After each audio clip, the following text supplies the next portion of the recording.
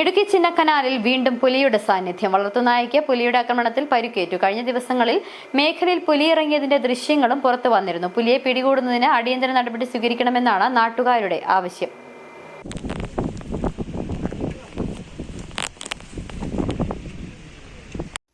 Chinnakanal power house സ്വദേശി ജോസഫിന്റെ വീടിന് സമീപമാണ് പുലി എത്തിയത്. വളർത്തുനായയെ ആക്രമിച്ചെങ്കിലും പിടികൂടി കൊണ്ടുപോകാനായില്ല. നായയുടെ കുര കേട്ട് ഓടിയെത്തിയ വീട്ടുകാർ ബഹളം വെച്ചതോടെ പുലി ഇവിടെ നിന്നും പോവുകയായിരുന്നു. 2 நாளா புலி வீட்டில் பெரிய சல்லியம் பண்ணிக்கிட்டு இருக்கு. அங்கங்கே வருது. அடிக்கடி கோழியை பிடிக்க, நாயை பிடிக்க இப்படி தொந்தரவாக இருக்குது. இது எத்தனை நாளாச்சு உங்கள் நாயை பிடிச்சி? இந்த புலி 4 நாள் ஆச்சு. இதுக்கு முன்னாடி ஏதாவது புலி இங்கே வந்திருக்கு? இல்லை. കഴിഞ്ഞ ദിവസവും പവർ ഹൌസ് മേഖലയിൽ പുലി എത്തിയിരുന്നു. അന്ന് ഒരു വളർത്തുനായയെ പിടിച്ചുകൊണ്ടു പോവുകയും ചെയ്തു.